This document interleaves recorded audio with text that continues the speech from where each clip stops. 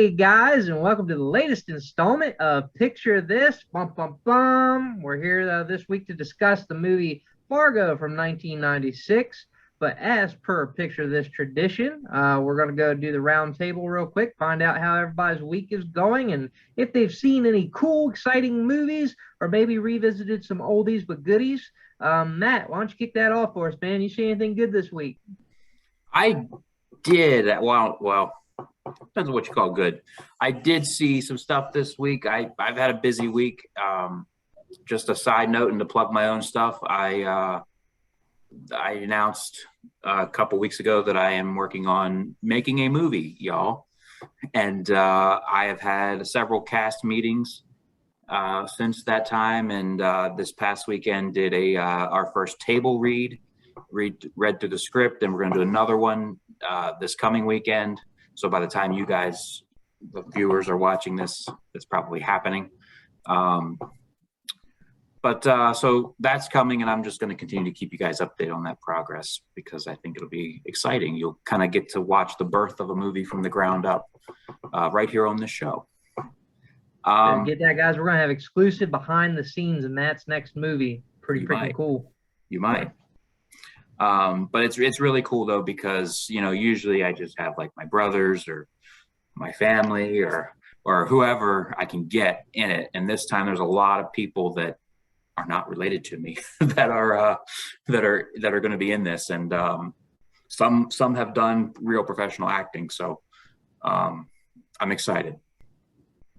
But as far as what I've seen, I watched, aside from Fargo, I watched three other things this week. I rewatched ShangChi, and it's still just as good as it was in the movie theater. I still give it 10 out of 10. Such a fun movie. I get lost in that universe, the ShangChi universe, not the Marvel universe, but it's easy to get lost in that too. I watched Home Sweet Home Alone against my better judgment, the new Disney Plus Home Alone remake / sequel, or I guess you'd call it a reboot.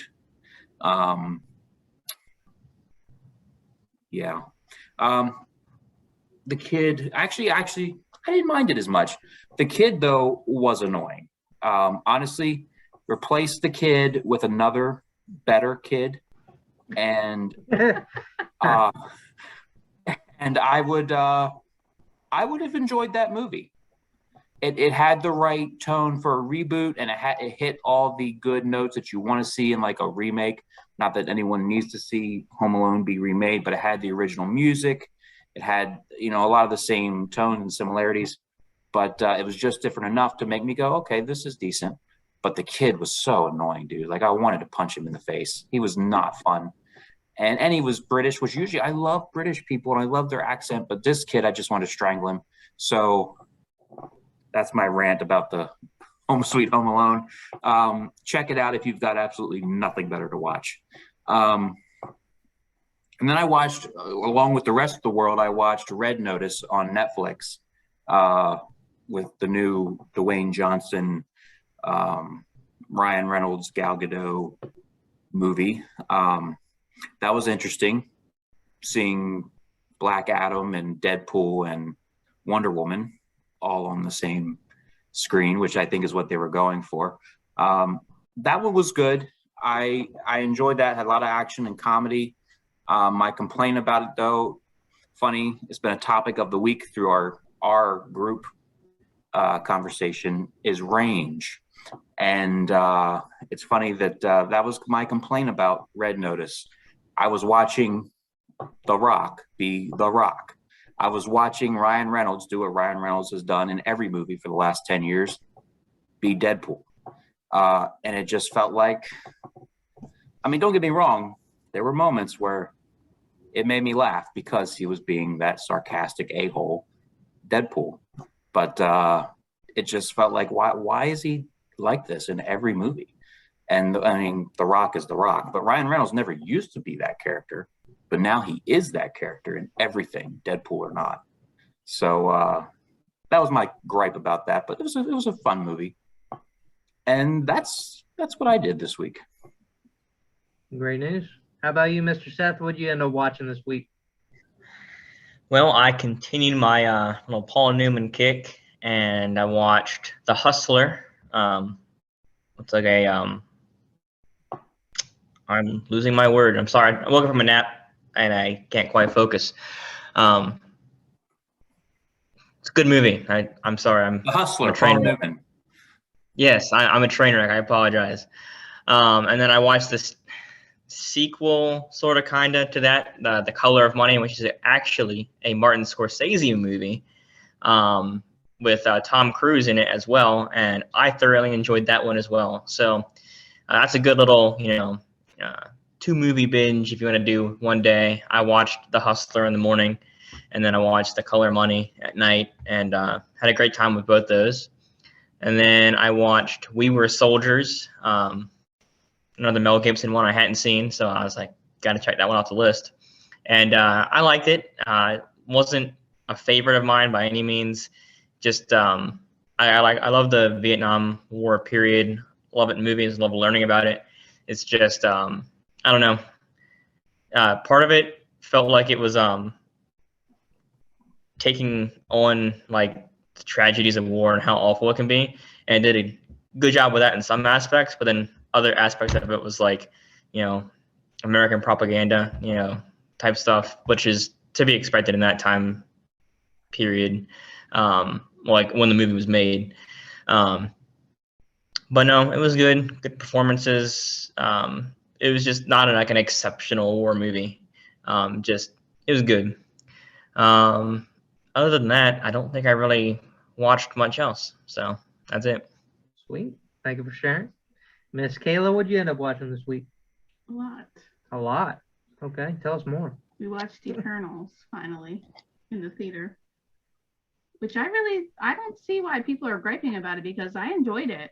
I don't really see the issues as far as it being like the worst Marvel film. I mean, probably, but I mean, it still was a good storyline.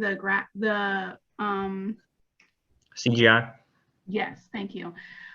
Was good. All the actors were good. I really don't have any complaints. I like how the story went and where they went with it. I mean, I don't really understand why it's getting bashed so hard, but that's just me. Okay, awesome. And we watched The Harder They Fall on Netflix with Idris Elba, Jonathan Majors, Regina. Oh my gosh, there's so many like A, B class actors in that film. But yeah, it was wonderful. It was very much like Django Unchained, and it had like the whole vibes going through. It was a fantastic film. The score was fantastic. The acting was fantastic. That's like a 9 out of 10 for me. Yeah. I love that film. You're looking for a modern Western. Modern Western, yes. Very good. It was so good. Not even like movies like that, but it was so good. Yeah, we also did watch Red Notice, like Matt. Yeah, we did. So just to give a quick rundown on my side, anyway, the Eternals rate a 7 out of 10. Honestly, I would give the Harder They Fall probably an 8 out of 10. Red Notice. He can't even comment on Red Notice because he was on his phone like literally 75% of the time. So his I was gonna say I agree with Matt. Like as far as the actors, they very much picked up they were cast in the roles that they fit, and I think that it did work out. I think that they do really well together. I think that The Rock and Kevin Hart, really their chemistry, they have a lot of chemistry too because they're so close and friends, but they just have that banter going back and forth. I looked at Kayla, like the first part of the movie, I was like, he's working with I can't remember. I'm sorry, no spoilers. He's working with the other character in this. Like I feel that's true. It was revealed. You figured that out ahead of time? Yeah, like right on the outset. It was a twist to me. I didn't see that coming at all. I've had a problem ever since I've been doing this with you guys. I tend to sit and I think like, okay, it's a movie. They're gonna have a twist. What is the twist gonna be? And I kind of take away some of the fun parts of the movie by doing that, but I'm usually able to guess it pretty early on. He'll think of every possible outcome and be like, this is this. No, it's going to be that. No, it's going to be that. And then he'll be like, yeah, well, it happened. So. And then I was right. So whatever. I get results. So Red Notice, honestly, I'd probably put that one at a 7.5 out of 10. I thought that, what? I'd give it like a 5 because it was like a typical, they're hitting each other, they're fighting, they freaking shoot a missile through a flying helicopter. Okay. All right. Well, I thought that Gal Gadot was really kind of the star in this. I think that she kind of added on to what we've come to expect from her. Like, I think she does well as Wonder Woman, but I think this kind of took it a step further and put her in a role that you wouldn't typically see her in. I thought she did pretty well with it. So that's what I like. And then last night when Kayla was asleep, I watched The Untouchables, which I really enjoy. So I would definitely put that as like a 9 out of 10 I didn't for even me. know you watched that. Yeah, I just stayed up last night watching Untouchables. So that's what I had last night. Wait, so, Was that the Kevin Costner, Robert De Niro, Sean Connery thing? Correct. Yes, sir. He won't watch it because it's Kevin And this Costner. guy won't I've watch already- it 'cause it's Kevin. I've already watched it. Oh. And What did you think of I Karen? liked it. But Kevin Costner still sucked in that movie. Oh my I stand by. Man, what the flip? Ladies and gentlemen, Seth is a strong Kevin Costner hater. So give him all the hating in the comments. Yeah, he's the only person Bring it on. that just doesn't like a particular movie star for a reason. We know that of Seth, and no one Except else. for Dan and Ben Affleck. Don't forget about me. That's good. Yeah, Kayla's just we each tend. I'm sorry, guys. It's kind of I guess an outside joke because you guys don't see that banter behind the screens, but we each kind of have one or two movie stars, celebrities that we just don't jive with. Maybe we'll do that as like an added bonus at the end of this episode. We can say who we don't like. We won't really get into why. No, I've got We'll kind of 5. spoil you for us. So Yeah, Kayla, 5? And it's because majority of them are all bald head. that is terrible. And look at this. What am I doing with my life? I know, Matt. That's come on. why. That's I why. had nightmares about them. Nightmares about us. No, bald John Travolta, bald Bruce Willis. Oh man. No, seriously, and I can't now. If anything, Well, you should be having nightmares of John Travolta's wigs and like the Mhm. last. John Travolta shot me in the back, and It actually sounds like like something that literally happened. 10 years ago, and I've never forgotten. And I Was it John Travolta or was it Nicolas Cage that no, shot it you in was the John back? Travolta Mm. from Paris with Love, from that movie. Mm. That's Oh, a solid movie, though. And I'm like, ugh. That's it a freaks solid me out. movie. Now he freaks me out. I can't look at him. So weird. And now he plays Santa in a commercial, and I'm like, Yeah, John he is Travolta is Santa Claus in Santa? that new with commercial. Samuel Yep. L. Jackson. What is this? Yep. What is this? You're- I've not seen this. You're gonna have to record that and just place that in the thing here, Matt. For No, everybody it's to see. creepy. It's not creepy, but just for Yeah, Kayla. just But anyways, now that we've look gotten up pictures and we'll throw them up there. sounds good. Now that we've gotten off track a little bit, I know you're all excited for the next part of our show, which is the news. Seth Oh my has God. promised us that he will say nothing about Mel Gibson in this, so we're really excited about Lie. it. It's a lie. All right, Seth, go ahead, take it away with the news, buddy.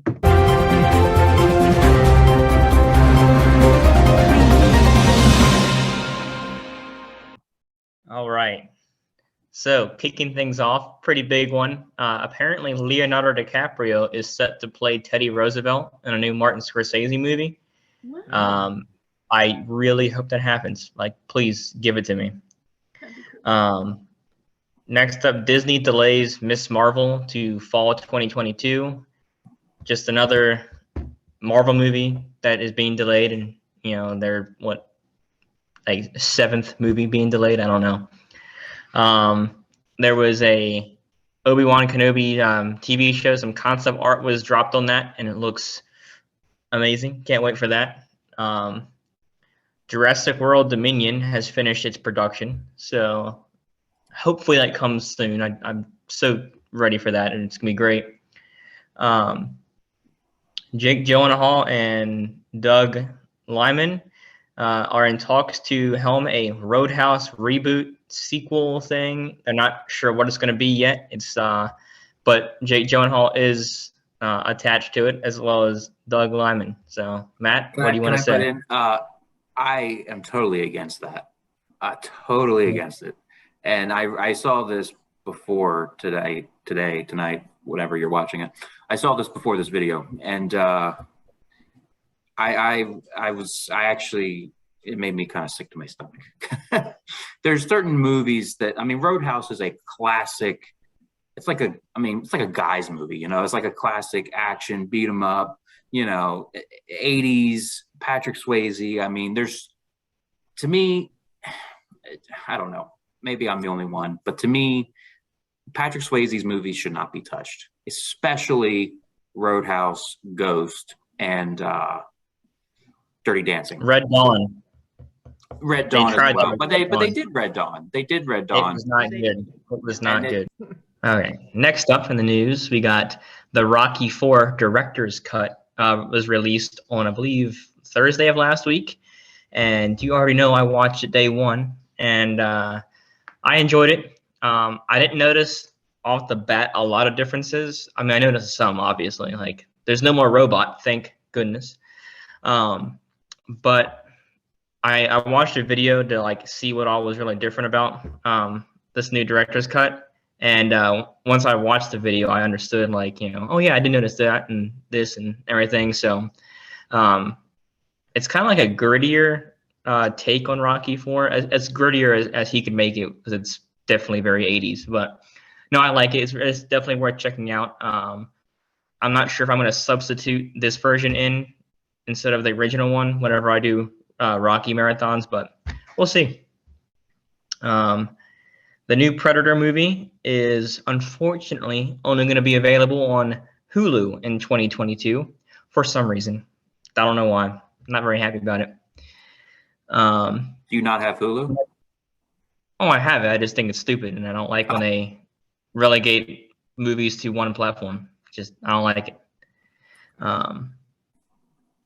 X-Men, the animated show from the 90s, is getting a revival on Disney Plus. And there was a lot of other news about the from the Disney press thing they did. And I didn't report on everything because not everything was like major news. Just there's a lot of stuff that came out from that press thing that they did. Following that, there is a big bidding war over the Jason Momoa and Dave Bautista buddy cop movie. So we'll see who gets a hold of that one, who the director is going to be, and how it turns out. I know I'm looking forward to it. So here we go. Kayla, Dan, are you guys ready for this one? All right. In the big an experience with Mel Gibson, that's actually what it's called. There was an event, like a nice dinner and stuff, and Mel Gibson talks about like his upcoming projects, answers some questions and stuff, and he announced that Lethal Weapon 5 is coming, and he is directing it. It was a request from Richard Donner, the original director. He requested that Mel take on Lethal Weapon 5, which was going to happen with Donner in general, but since he passed on, he wants Mel to do it, and I am all there for it. I cannot wait, and I can tell how excited Dan and Kayla are as well. So let's see. Next with that, unfortunately, Jerry Douglas has passed away. Yet another week where we have to report on a celebrity death, but such is life. Following that one, Tom Hardy and Channing Tatum are set to star in a movie about the evacuation of Afghanistan. So that seems like I know it's a timely subject, but it just seems like it's really early to be doing a movie on that. But, Hollywood. Just to go back, because I didn't know who the heck Jerry Douglas was. I had to, as we were live, I had to Google. We did the same thing. Yes, Jerry Douglas, I don't know. Jerry Douglas. I recognized the name, but it wasn't ringing any bells. I Googled it. He's from The Young and the Restless. He was on The Young and the Restless like for over 30 years. So for those watching, like, who's Jerry Douglas? Like we were just now. Jerry Douglas from daytime TV, Young and the Restless soap opera, has passed away. So that is sad. Continue, Seth. I'm sorry. So if I did not, report on that, I figured you were going to get mad at me. So I just figured I would throw it in there, even though I don't know who he is. Anyway, back on Sylvester Stallone.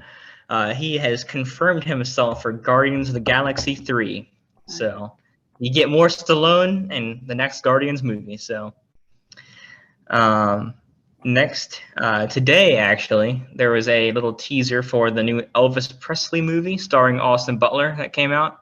I know Matt and I are pretty excited about that. We both like Elvis a lot. So I'm there for I believe it. that one comes out next year. I don't recall though, but I'm there for it as well. I can't wait. Patty Jenkins and Rian Johnson's Star Wars movies seem to have been shelved over creative differences.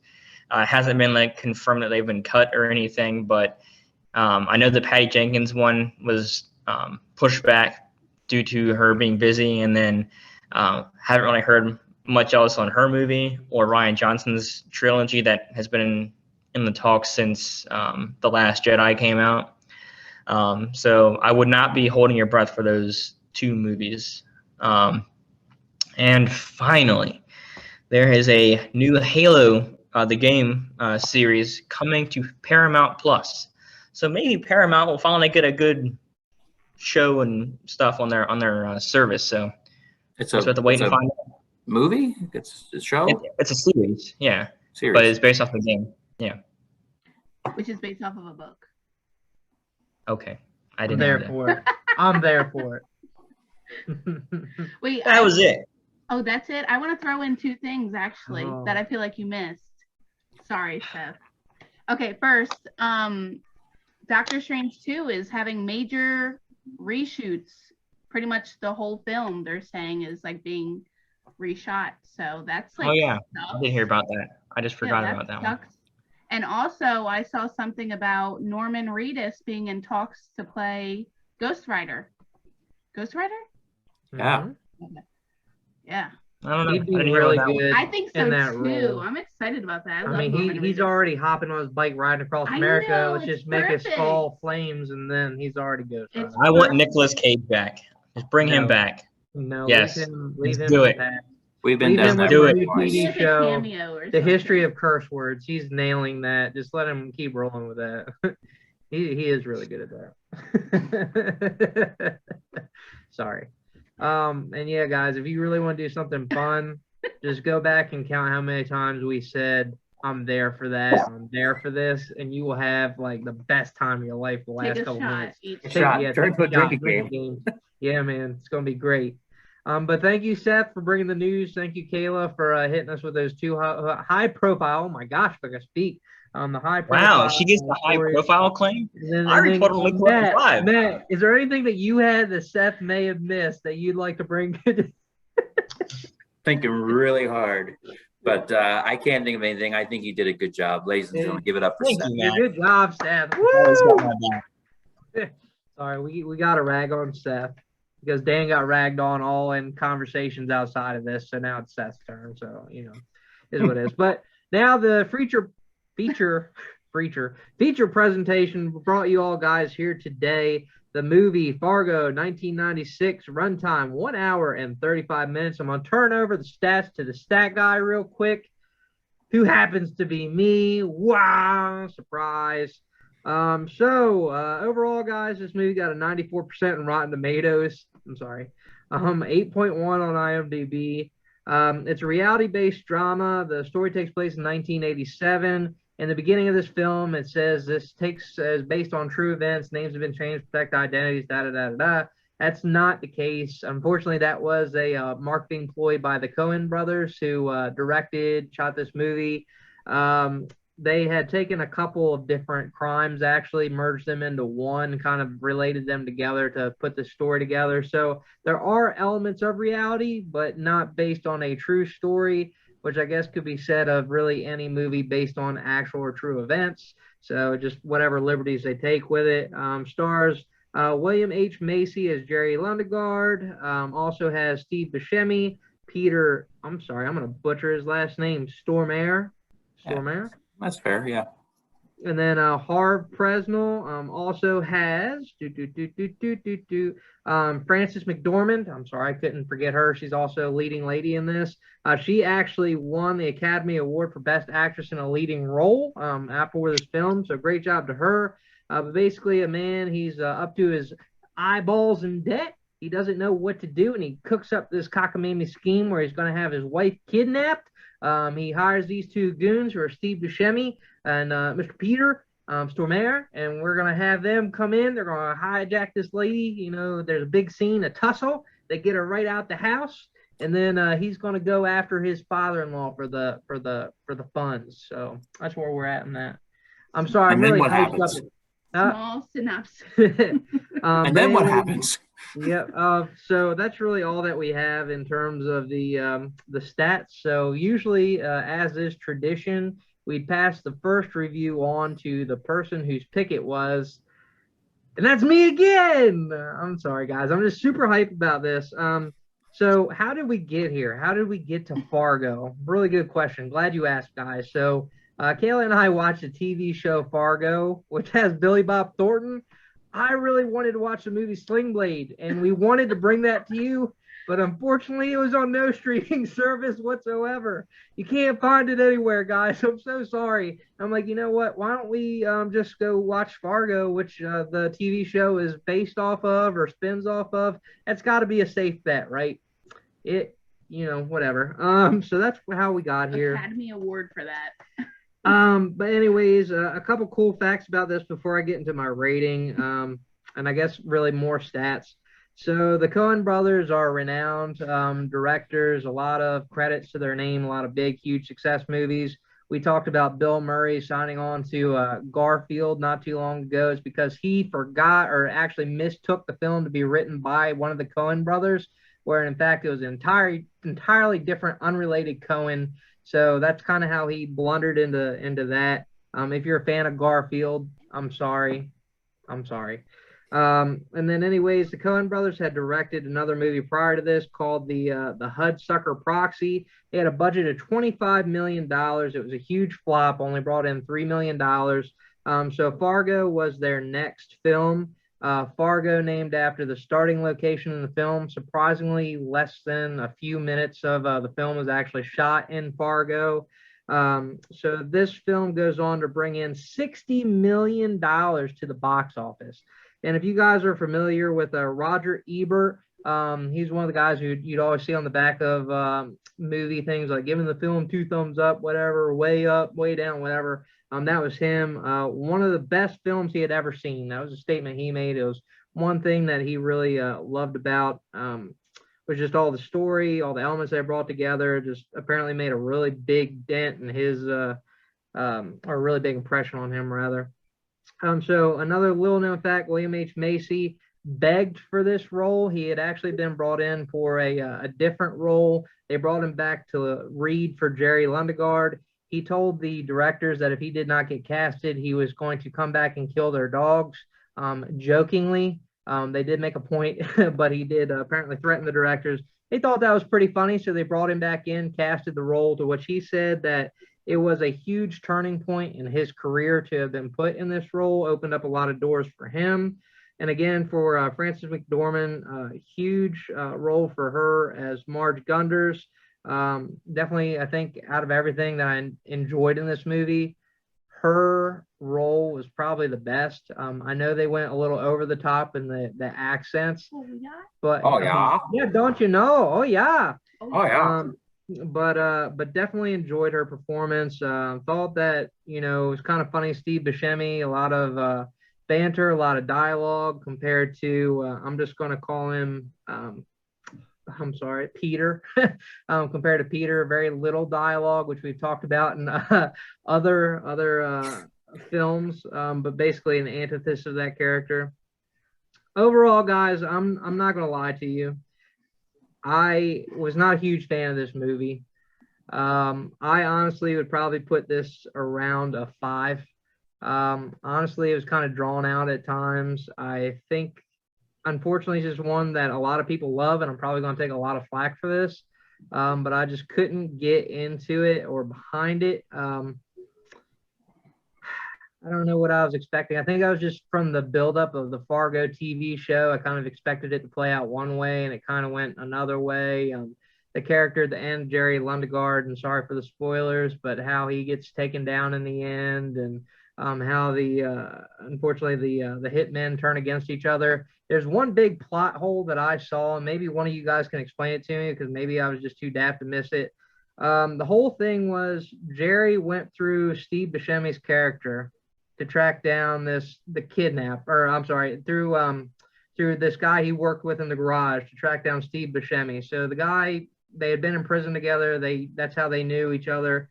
And then Steve Buscemi thinks that Peter knows the man that he had known in prison as well, but he really didn't. So where did this guy come from? The one that murders the mechanic? You talking about the yes. mechanic in the shop? Yes. Shep. So Shep. So Peter evidently, supposedly, according to Steve Buscemi's character, knew Shep as well. And in the end, we find out that's not true. Like there's a little cutout with Shep. Like I wouldn't vouch for that guy. I don't know that guy. So where did he come from? He's just a random guy who ends up shooting the cop in the head, kind of starts putting this whole thing into a tailspin. Oh, you're talking about Peter. Yes. So what do you guys, or did either of you catch that in the film? He was just a criminal. I thought he was just Buscemi's friend, but I don't know. Yeah, I didn't catch that.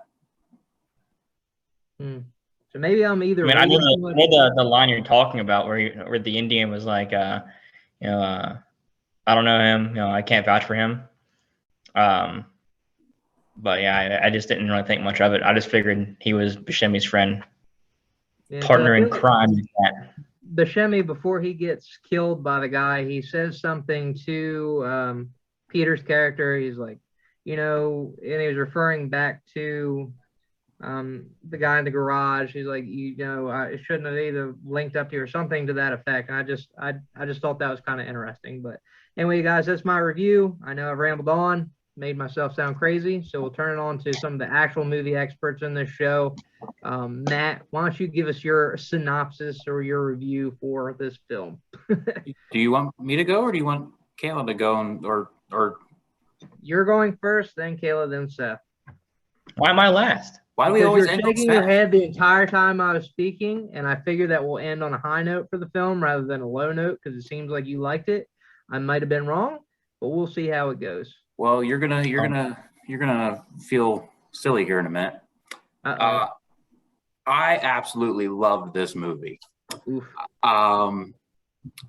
I was into it almost from the very beginning. It was dark and funny and weird, and I was there for it the whole time. I can't watch William H. Macy anymore without seeing Frank, his character in Shameless. Thank you. Sorry, I can't believe I forgot that. Even though Shameless came many years later, and I saw Shameless many years later, that character is such a huge character that now anytime I go back and watch William H. Macy and something else, he's Frank. But this was almost very Frank of him. If you know that character in Shameless, this was very Frankish, trying to come up with money and coming up with a dirty scheme to get said money. And, he, as Dan mentioned, he makes this sketchy deal with these two thieves or whatever they are, criminals, and to kidnap his wife to hold a ransom. His goal is, of course, to get the ransom money from his wife's rich father, his father-in-law. And everything seems to kind of be going as planned until everything doesn't. And I just thought this was so much fun. I had such a good time with it. I loved the acting. I loved William H. Macy. I wasn't really there for the accents. The accents kind of overdid it for me. But it was funny because it was fun to make fun of. Like, oh yeah. But I love this. I see why it was a classic or considered a modern classic. I don't have anything bad to say about this movie. I'm even going to go on a limb and say it's a perfect movie. What the flip? So I give this movie a 10 out of 10. Wow. Strong words. Well, thank you so much for that opinion, Matt. Is definitely one I was not expecting from you for sure. I wasn't either, to be honest. Okay, what you got? So this is definitely the definition of a quirky movie. Everything from the characters to the accents being, over the top. I am a little bit with Dan. I don't really see the appeal of it. I wouldn't call this a perfect movie in any kind of circumstance. I did appreciate the fact of what was her name? Was her name Marge? Was that her name? Marge. I loved how you saw her eating almost in every single scene, no matter what it was. She was just eating something, and I thought that was hilarious. But I do want to say, because I don't have much to say about this, but there was one redeeming thing about this whole movie. I absolutely loved Steve Buscemi as that criminal. I think he nailed that part. He was fantastic. He was funny. There was points where you're literally like kind of feeling bad for him when he's getting beat the crap out of by Shep. And then there's parts too where you're like, dude, just like, is he going to catch a break ever? But I really loved his character. And I think that was my favorite part of the whole film. I was actually really sad to see him in the wood chipper at the end. When his leg was just sticking out of there, I was like, oh my God. But for me, that was really the only redeeming thing about this. I really didn't care for William H. Macy's character too much. Oh, there was another scene too. Oh yeah, where the lady just like gets tangled up in the shower curtain and falls down the stairs. That was the funniest thing I think I've ever seen on film ever. And also, do we know, did she die in that? I was going to ask the same thing. Did Peter kill her at the end? Because I know she was like laying there. Yeah, wasn't there like blood? I took it as she died. There was like blood all over the. Yeah, I don't know. Like I felt like there was it was kind of like let you decide on your own, because I mean I don't know, but I know he kept on telling her to shut up and all this kind of stuff. Well, that's what Peter had said, that she wouldn't stop screaming or something. No, he said that she shrieked. Yeah, and then shrieking. She fell over or something. But, I think he did kill her. But anyway, I really enjoyed Steve Buscemi. I think he was my favorite part of this whole movie. I'm actually really surprised that an Academy Award was won by her for this performance. Actually, I don't really feel like there were a lot of nominations. Really? There were, I think it said like 58 nominations, and it got snubbed in almost every category. Maybe because we watched it late at night and it just wasn't like the appeal of, you're just laying in bed and you're just watching something. And you're also, not to cut you off, Kel, but you guys are also probably comparing it to the first version that you've seen, which is the show. Right. Yes. Thank you, because I wanted to say something about that. I'm holding up Fargo, the TV show, to a higher standard, because honestly, if you haven't seen it, Billy Bob Thornton is perfection in that show. Perfection. Like I would give him an Academy Award, and that's an Emmy. Probably another issue. Like again, you go into this looking for an actor like Billy Bob Thornton, and I'm not going to put down William H. Macy. I think that he's done a lot of great things in a lot of roles. Shameless is not withholding from that. It just was a different performance, a different kind of performance. Whereas I think the TV show is darker in some ways and is definitely more driven, because it's a show. You can expand more on ideas and you can get more information to it. It's just the trying to get that out of the show, which was the offshoot of it. It was different. So and I think you're right, Matt. I think I held the movie in such a high regard to the TV show. And to me, it unfortunately didn't meet those expectations. But I'm not saying it's a horrible movie. I'm not saying, what have you. But for me, I'm going to give it a 6 out of 10, because it's a film that I probably won't watch again.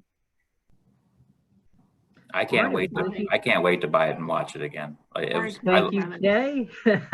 And Matt, I'm really glad that we found your forever movie. That's awesome. I like hearing stuff like that. I think we're gonna have another high rating, and Seth probably not a 10, but let's see if I'm right. Let me see if I can get this plot twist right. Go on, Seth. Tell us what you think. All right. So my dad has been telling me to watch this movie for a while, and I've owned it for a long while. I just haven't watched it yet. I remember when he used to watch the TV show at home, and he was really into that. So Fargo always has kind of like been in my head, and so we finally sat down to watch it on Monday. We watched it Monday. That's what it was, and I was not disappointed at all. I loved it from the get-go. I just thought it was great. I loved the performances. I was sitting here thinking, actually, because like when I watched it, I was like, I don't see how Frances McDormand won an Academy Award for this role. Not that she was bad. I just was like, is that an Academy Award-winning role? But then I was thinking, and I was like, well, I mean, I believe that she was that character watching that movie. So I guess I had something to do with it. I don't know. But no, William H. Macy was fantastic. I loved his character in the movie. I love to hate him, I should say. And Steve Buscemi, I think he's so like underrated. Like between this and Reservoir Dogs, I just like he has more range than what we give him credit for, I think. But I loved him. I loved the story. It was so interesting, and I was there for it. And I can't say enough good things about this movie. Yeah. And oh, by the way, the accents, they weren't that bad. Like, I mean, yeah, they were over the top, but that was fun. Like I enjoyed it. It added to my enjoyment of the movie. Little fun fact for you. Mom Curtis, who you all have not gotten to meet yet. She hates the movie. No, not you guys, the audience. All 25 of you guys. It's all 25. But she hates this movie with a passion. She said a 0 out of 10 when we went to go sit down and watch it. She wouldn't even watch it with us because she hates it that much. I take it she's not going to watch this episode. She's not going to watch this episode then, I imagine. She should. She might not. We were in line with her, though. Half of us. Yeah, she hates the accents with a passion. Actually, that was the first thing that she said when I told her when we watched it, and she said, "Oh, those accents, I hate it." And what she should have said was, "Oh yeah." She would not ever replicate that, and she's not a very negative person at all. So for her to like bash something this hard, like she hated it. But me, I loved it. So I'm gonna give it a solid 9 out of 10. Sweet. So there you have it, folks. And for those who haven't seen it, and I would definitely recommend Matt and Seth, since you enjoyed this movie, go watch the TV show as well. I think you definitely get a lot out of that. It follows some of the tail end of the story here, goes into the first couple of episodes for the Fargo television show. So definitely interesting. And are there any cameos from the movie in the show or no? So I think like what it is like each season they do a new like murder that it bases on, so it changes the actors, because like Chris Rock is in it. There's like a whole bunch of people that are in it. But no, I'm trying to think. I don't think so. No, not off the top of my head. No. I want to see more William H. Macy. But I mean, don't quote me, because William H. Macy might pop in there. I don't know. Yeah. So one thing too, in closing notes on this film, and I really didn't think of it until you guys were kind of talking. I got my thoughts together. One thing I did like about this movie is that it didn't just follow the star William H. Macy. To me, it almost played out like there were 3 stories going on. You had what was going on with the 2 crooks. You had William H. Macy's story. And then you had the story of the police officer and what she was going through. And I thought that, it's kind of cool to see how they're all on different paths. And then eventually they just kind of collide. And then at the end, unfortunately for most of them, is either their undoing through their death or being arrested. And then you just have the cop at the end of the day who started out and waking up in bed beside her husband to going back to bed in beside her husband watching TV again. And that was a neat way to wrap up the movie. So I will give them points for that. But yes, sir. And as for the accents, apparently they were heavily rehearsed. So that's interesting to note as well. But outside of that, no, any other closing notes? Anything anybody like to point out about the movie? Anything somebody said jarred somebody's noodle and they just want to get something off their minds? Well, I will say one of my favorite parts of the movie was when William H. Macy was talking to the was it like the insurance guy or something about the the car serial numbers. I don't know why, but like those scenes were killing me. I loved them. But they'd probably be my favorite scenes in the whole movie, actually. So. Yeah. And I think too, Seth, in those scenes, like he had stuttered a lot. And apparently that was actually William H. Macy. Like he was instructed to stutter at exactly those cues. And he made it natural when he did it. But anytime he was under pressure, like that's when he started to stutter, like that. And that happened. So I think that was a good scene how that played out. And you're exactly right. He was going back and forth about faxing it or sending his girl over, or faxing it, sending his girl over. Like, so that did play out pretty nice. So I think that kind of wraps it up on Fargo. Guys, please let us know what you think about this film. I guess we're kind of divided, Kayla and I on one side, as well as Mrs. Curtis, who's kind of on the lower end of our spectrum. We have Mr. Curtis, who was in one of our first episode of Picture This, who has this movie up high. We don't have an exact number, but I'd imagine it'd be in line with Seth and Matthew.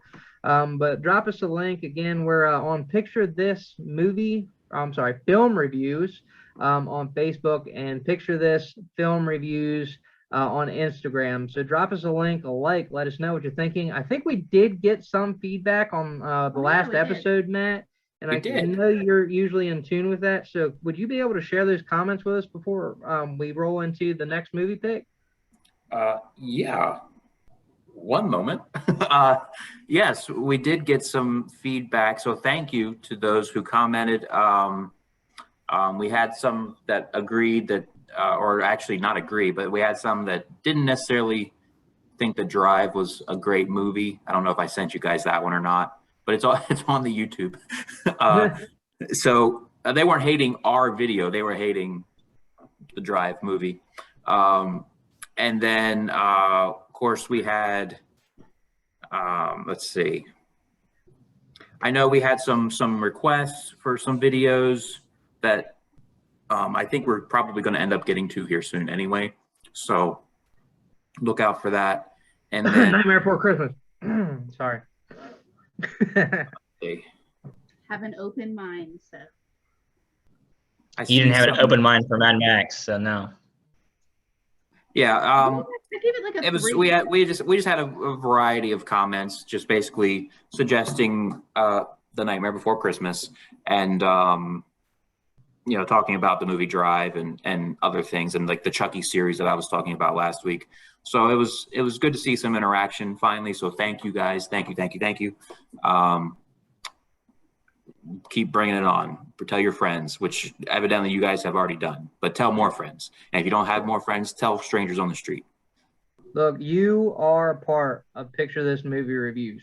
You may not be on the camera with us, but you are unofficial members, and we deputize you in the name of Picture This to continue watching our videos with us and to keep watching the films that we put out. Please give us some feedback, some comments. Let us know what you like, what you don't like, what you love, what you hate. If you want to see less of my head, you want me to wear a hat like Nat, let me know. If you want to see Kayla, instead of looking from this angle to this angle, you let her know. You want Seth, instead of looking in that corner of the room to that corner of the room, you let us know, and we will bring that to you. Do you want more cat or no? Yeah. Let us know. I think cat was a special thing, and I'm there for the cat. I'm there for that cat.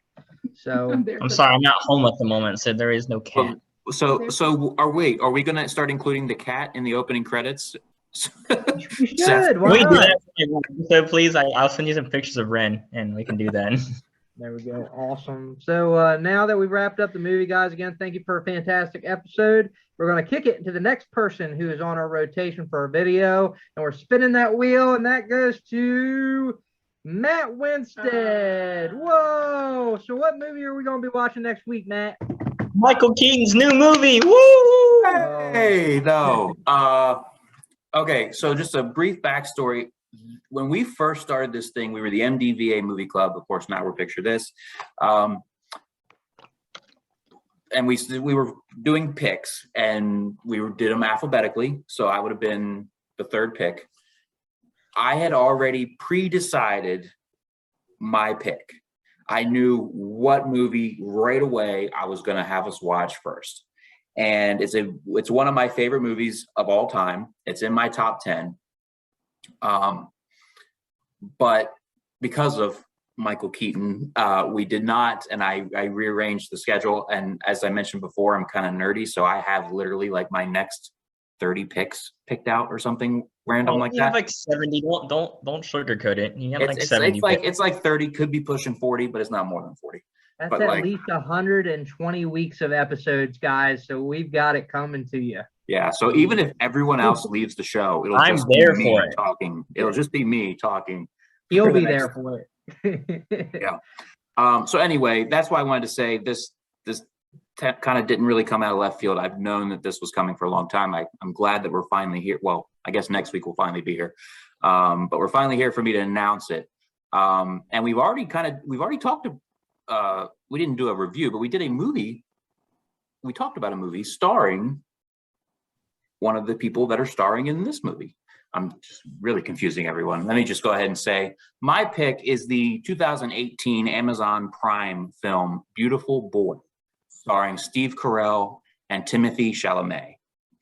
If you are not familiar with this movie, it is a very intense, dramatic film about drug addiction and what it can do to a family. It tells it from the perspective. Oh my gosh, from the perspective of the family, more so than you're just following the main character or the addict or just the family. You see what's happening, and then you see the side effects, not of the addict necessarily. You do see the side effects from the addict, but you see the side effects of what happens to the family and the damage that it causes. And I went to the theaters and saw this. I'm not going to go too far because I'm going to say all this again next week, but I went to the theaters and saw this in 2018, and I left that theater emotionally drained. I cried so hard because it just takes you on this journey, and I can't explain it. We'll talk more about it next week. It really drained me, and that like I felt like I was there. I felt like I was with them in that story, in that movie, in that family. So I'm very excited for you guys to see this. I think probably Kayla, but has anyone else already seen this? Kayla, you have. Mm-hmm. Okay, so cool. So Dan and Seth, probably not up your alley necessarily, but I hope you at least somewhat enjoy it. I'm a drama guy. I find myself loving drama, the genre. So a lot of my picks in the 30 or 40 picks are drama films. So I'm there for it. And then I'm there for anything Timothée Chalamet. And Steve Carell is absolutely brilliant in this. Oh my gosh, like he should have had an Oscar for this film. So should have Chalamet for that matter. But I'll leave it there. Beautiful Boy. It is free if you have Amazon Prime. It is a Amazon Prime produced movie. They helped make this movie, so it is if you have Prime, which I know I think all of us do, but even if we don't, we have a group Prime account, so all of us can watch it and talk about it. But for everyone else, if you have Prime, it is absolutely free. Yeah, man. I'm excited. Alrighty. Whoops, sorry about that, guys. But thank you, Matt, for that pick. Definitely excited to see that moving forward. I'm there for it. And again, guys, just want to thank you again for taking time to watch this video. As always, what do we say, Matt? We're doing our thing, aren't we? Are we doing that on screen or are we doing that off screen? Are we doing it on screen? Well, Let's just do it on screen. We didn't already talk brought about it it. up. We didn't talk about it last week on screen. So do we want to talk about it that on was screen? after assignment. No, I thought it was a during assignment. Oh, I thought it was after. Now that we're teasing it, let's just talk Now that about we're it. teasing it, we'll go ahead and end the show. But we'll throw up, or maybe we won't throw up anything. Maybe just stay tuned after the credits, and you'll see some bonus material. That way, if you don't want to watch it, you don't care, you can just turn us off. But if you want to, then keep watching, because after those credits roll with all of our average scores, who are we'll you still be- fooling, people? I mean, what could be more entertaining than watching us talk about absolutely anything and everything? I mean, we are the most eclectic group of people ever to exist, and you should be there for it. It's almost that. Okay.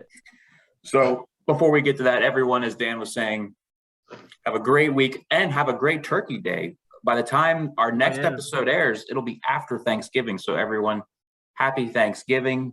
And say happy birthday to Seth. Oh, yeah. Happy birthday, Seth. How'd you all find out about that? Don't make me say the number right now. Well, and thank you, it'll guys. also be when the day we record will also be my birthday. No one cares. Nobody Early cares birthday to about you, that. too. No one evidently cares. Boo. I'm just gonna leave. I'll give you why. We're gonna say happy birthday on your day, man. I mean, we're not gonna see Seth on his. Ooh. Anyway, yeah. So everyone, happy Thanksgiving. Hopefully, everyone spends it with their families and loved ones. And until next week, everyone, are you waving me, telling me to stop? No. Oh, no, I'm sorry. I was just okay. hardcore and waving. Sorry. Everyone, love one another. See you guys. Thank you.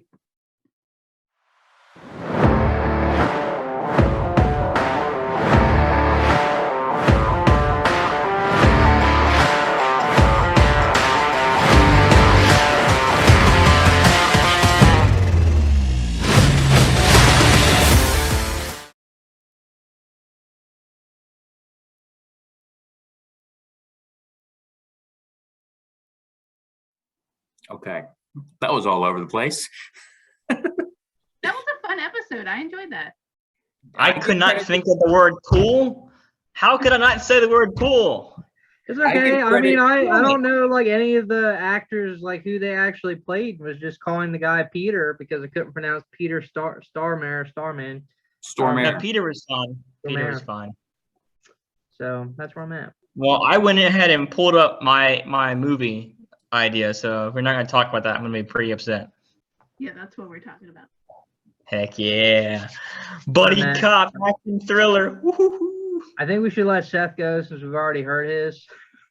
For those that are still watching, this is kind of what happens after the camera stops rolling. We just kind of ramble on for about another half hour, 45 minutes. And last week, Dan gave us homework. He told us to pick two actors, male and female, and come up with a story for a movie as if we were the writer, not necessarily the director, but the writer. And in fact, I think later on you said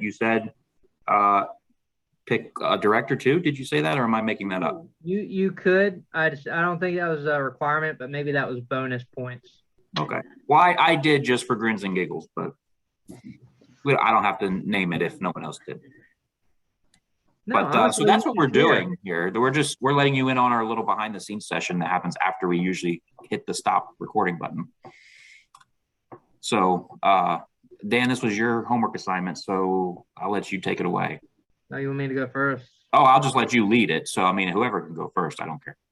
You know what? Just rub my eyes. Since I'm here, and I'm not tired of talking yet, even though I did show the whole episode and am known for doing that in every Scared episode. Kayla. Go ahead and kick this off. Yeah, I got Kayla out, so I'm gonna go ahead and go. So I'm gonna call my movie Picture This, starring Matthew McConaughey and Kate Beckinsale. And the whole premise of this story is that we're at a tech company. Matthew McConaughey is a huge tech mogul working on the latest and greatest in entertainment. And basically what he's done is creates a virtual reality element that puts you directly into a movie. And not only does it put it in the middle of the movie, it unfolds the movie based on your interaction with the environment. So taking a lot of current gen technology and bringing it to the future. So what happens? What makes this a story? Why would you go watch this in the movie theaters? Let's say love interest, Kate Beckinsale, didn't really decide whether or not it was his wife, his assistant, not really sure. But anyway, she's the guinea pig for testing this. And unfortunately, it pretty much brings her into the picture of this environment. Literally her mind is trapped in this and it begins to unravel based on being put through all these movies and everything else. There's a glitch. So he has to go into the movies and kind of guide her back to reality, remind her of who she is, bring some elements back of her real life, and kind of get her back into her physical element, being back home. And by the end of this, I'm going to say it's going to have a little bit of an Inception twist, whereas you don't know whether or not he's actually brought her back or so, he's been lost kind of in this environment that he's created and kind of created his own undoing. I didn't go into a huge detail of this. Again, this is just a general outline. I know that Kayla has a full storyboard over here, is definitely going to take you through a lot. I'm sure Matt has gone through a lot of detail. But as far as a director, I really didn't think too much into who I wanted to direct this. But that was my movie idea. I'm there for it. That sounds awesome. Like I would want to see that. Like, let's make that happen. Here? Oh, I don't have my wallet. But if I had my wallet, take it. Well, Matt, since that's an original idea on the table, you like it so much, you bring it to life for me, buddy. Oh, you be the director. You be the director. I could, but it would require probably a lot of money, because you'd probably have to go through, like, get copyright or get to other films that that she's going through.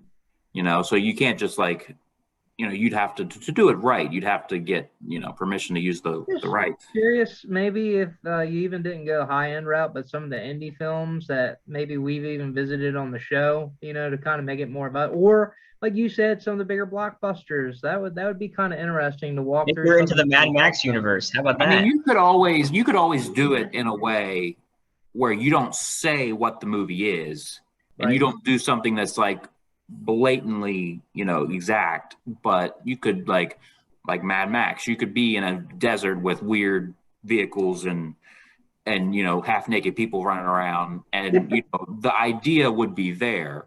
You could do The Shining, get a hotel room, maybe get similar carpet, get a little kid on a tricycle, two twins, come and play with us. You could do that, and you're not really violating copyright. So, I mean, it could be done. It would take a lot of work, but it could be done. Yeah. Well, thank you for hearing my idea on that. I'm excited about it. I want to make it happen. Yeah, that sounds like a plan, man. So I guess really, since Seth, we know a little bit about yours. Why don't you kick yours off for us there, buddy? Hey, well, I'm glad I found it again. I accidentally X'd it off. All right. I love mine, obviously. I'm a sucker for some buddy cop action comedies, so I figured, why not make a buddy cop action comedy thriller with director Quentin Tarantino, my personal favorite director. And the cast would be starring Mel Gibson and Harrison Ford. And the supporting cast would include Anna Kendrick, Jamie Lee Curtis, Rene Russo, and Rutger Hauer, if he was alive. The synopsis is basically two aging Los Angeles detectives are on their way out of the force until a mysterious video becomes viral on the internet, calling out the two detectives for something from their past before a countdown begins. And the two detectives must find this mysterious person before the timer stops. Is the timer a bluff, or is there something catastrophic going to happen? So basically, Mel Gibson, Harrison Ford, the two detectives.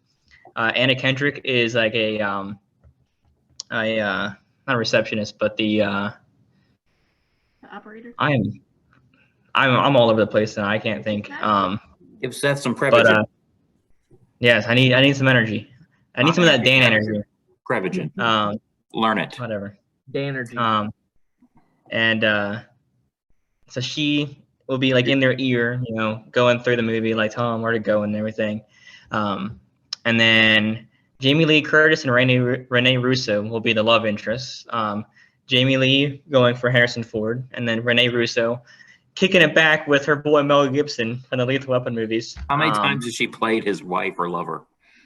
Multiple, because she's also in Ransom with him. Yes, I know. And that's kind of why I picked her, though, because they have really good chemistry, and I love Rene Russo. And I think it's a winner. I think that's a pretty solid flick. What was the last movie Rene Russo was in? Un Momento. Lethal Weapon 4.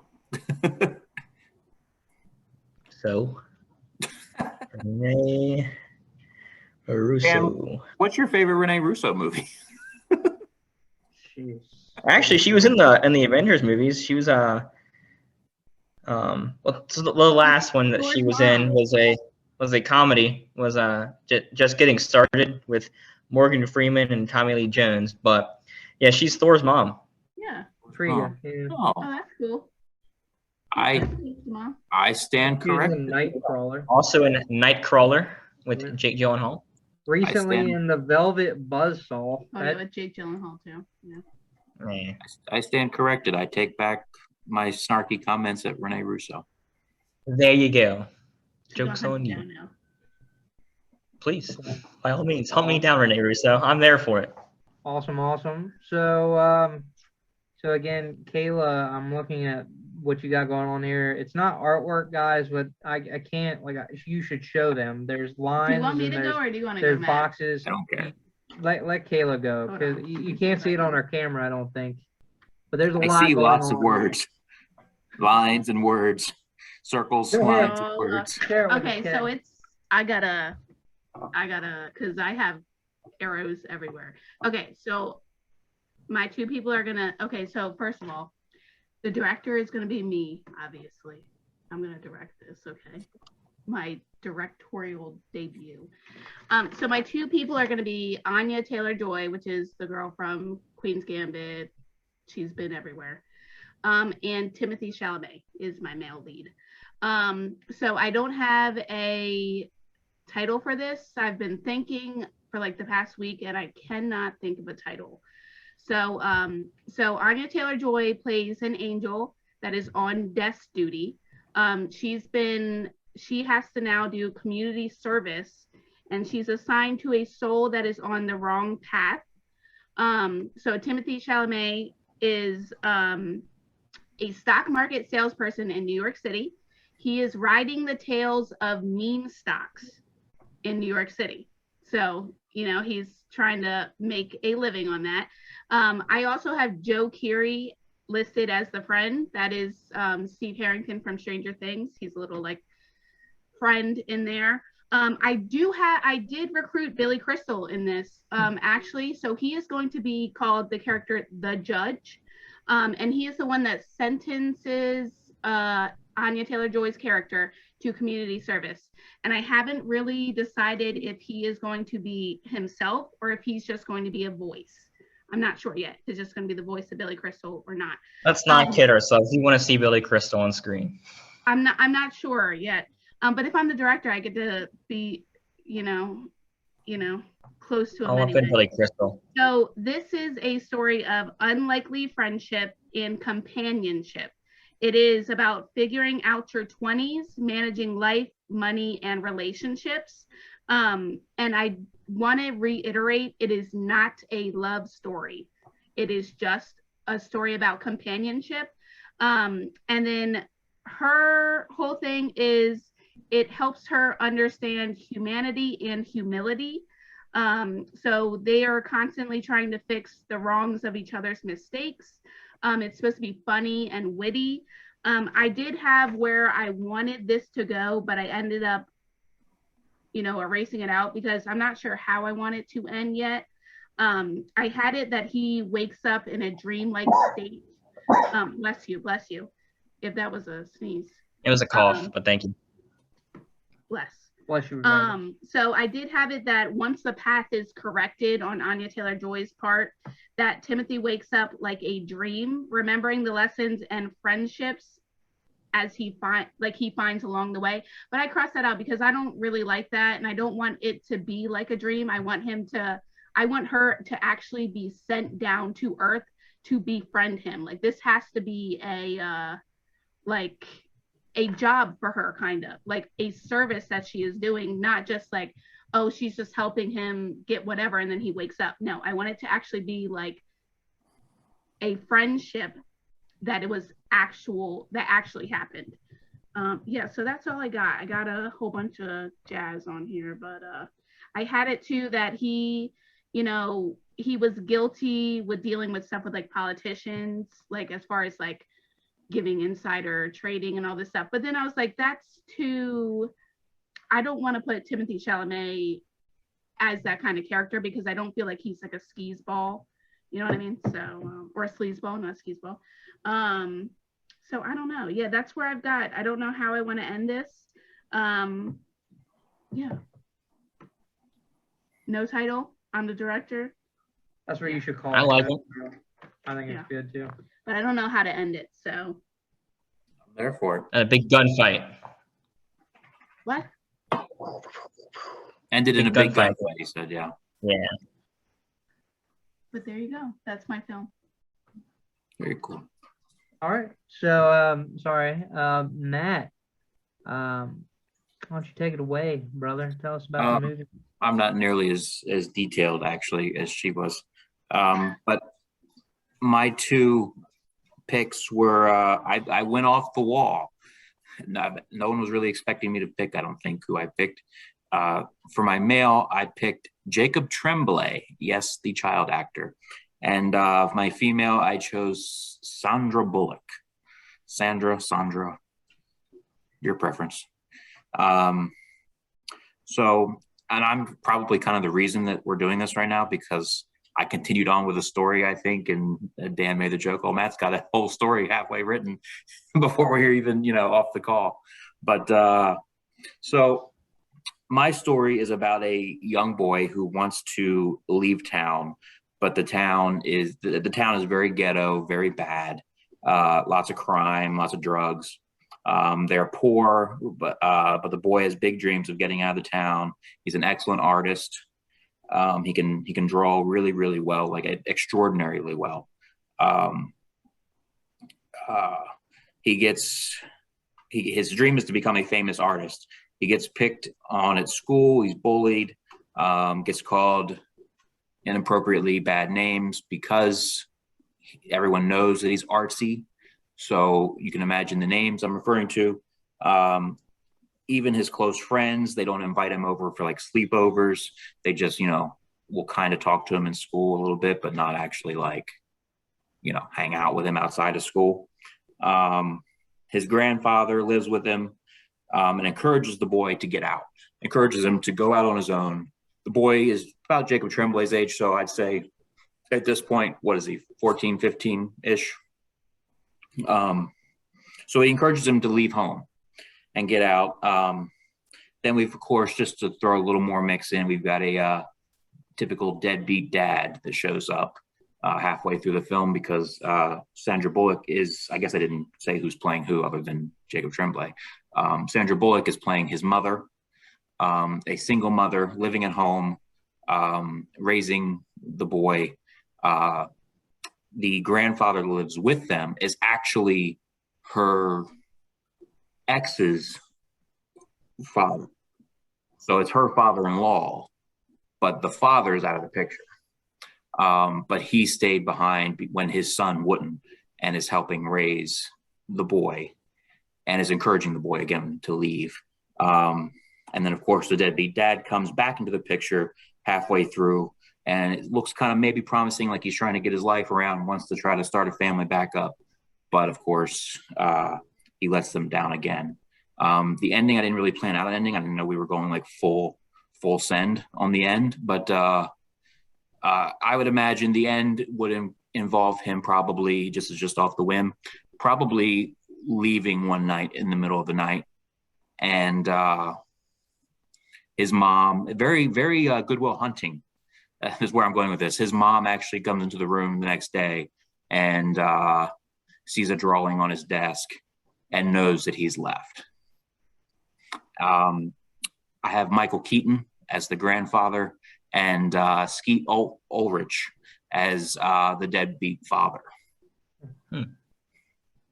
I do not have a title, but I envision probably Patty Jenkins directing this. She, of course, did the 2 Wonder Woman movies, but also did the film Monster with Charlize Theron. And that's kind of how I pictured it. Very raw, very like, if you've seen that movie, you kind of know what I'm talking about. Very, very real and gritty. That's kind of how I pictured it being filmed. What's funny is when the second you said deadbeat dad, I thought of Chris Cooper. Who's Chris Cooper? Well, see, I would know him in things that I've seen, but I don't know if you've seen them.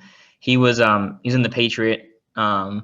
He was one of the commanders or whatever in The Patriot.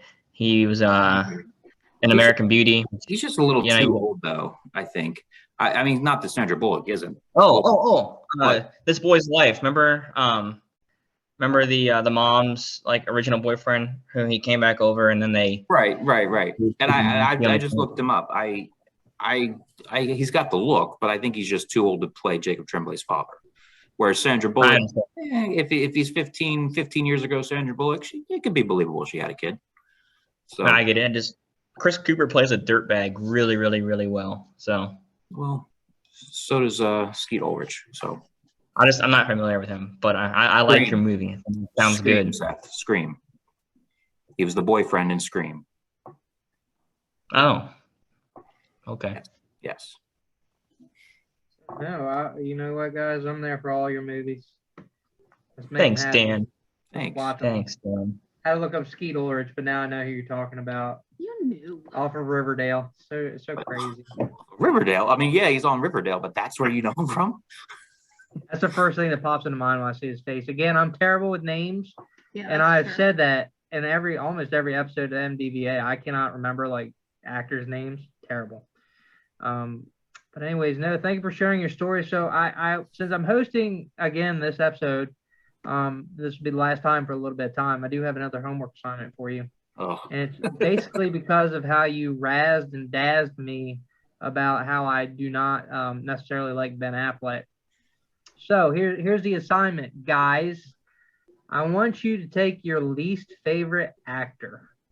Doesn't matter who or why, but make a movie idea where they would be really good. I want you to put them in a starring role that you would like to see them in. Is that fair enough? Impossible. It's impossible. Does a 2-minute movie where they get run over and killed count?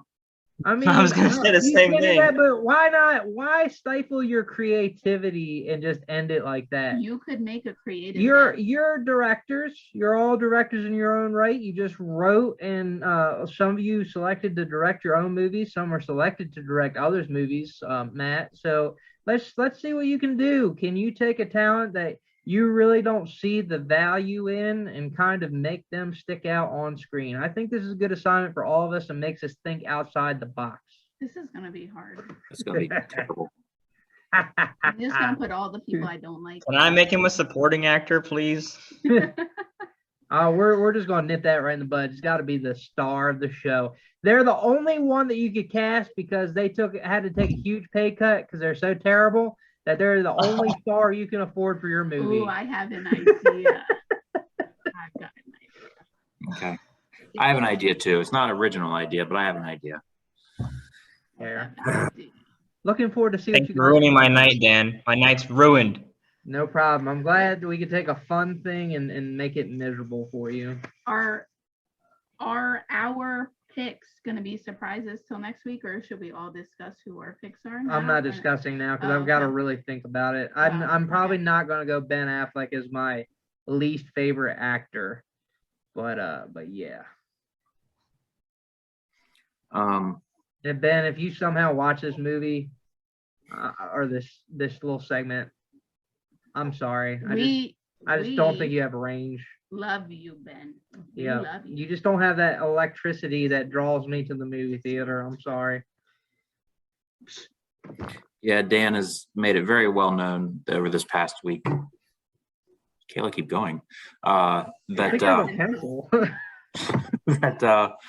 what just happened? We've lost Dan and Kay. That he does not like Ben Affleck. It's because he got this new dang video thing. Speaking of, and this is probably the worst time to mention it, but the volume on your mic is kind of low. At least on my end. Seth, is it on yours? So you mean I have to scream next time? No, your volume is fine? Yeah. On my end, it's coming. Seth is fine, but Dan and Kayla, you're coming up through very low. We'll look into it so that the next time that you watch Picture This film reviews, we will be 100% for our viewing audience. I mean, I could hear you, but it was lower than what it normally is. It's very clear. It's very clear. Very professional organization. It does sound very clear and professional. It's just very low.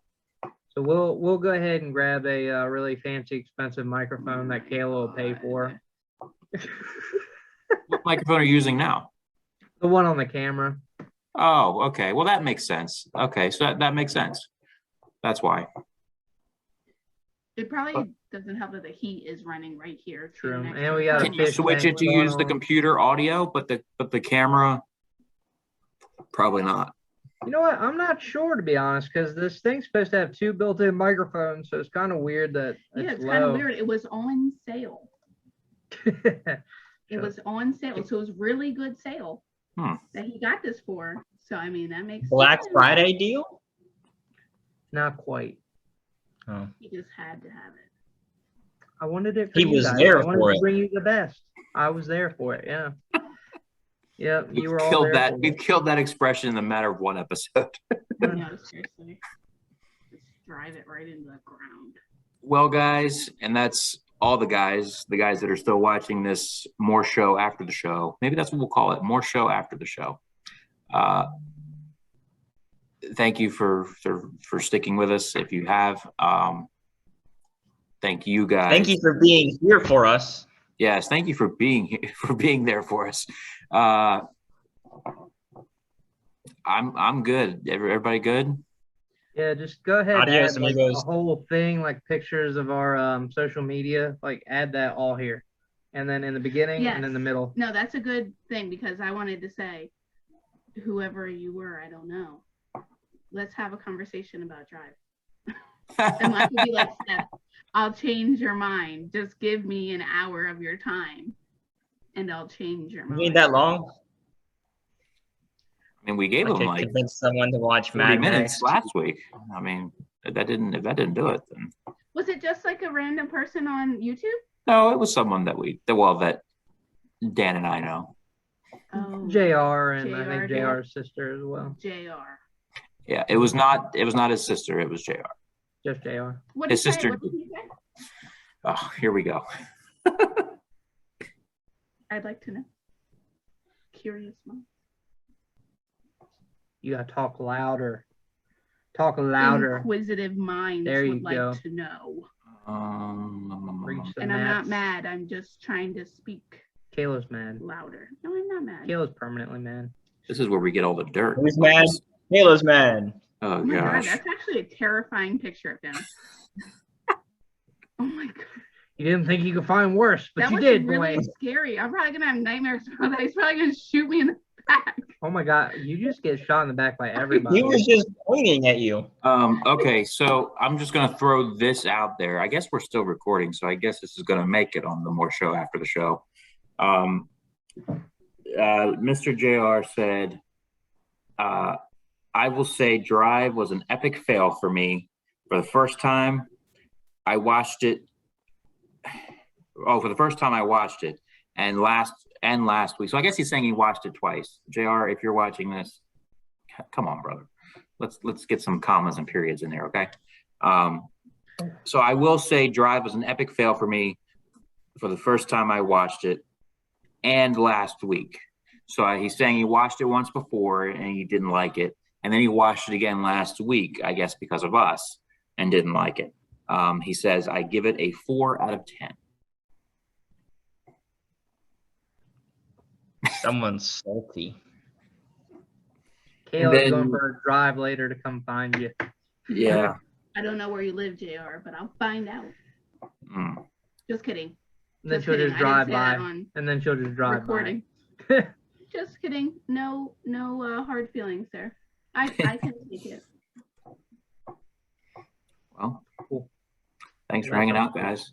It's a 10 out of 10 for me. Just FYI. All right, bye. Bye. Bye. See you guys. Bye-bye. Bye-bye, everyone. Bye.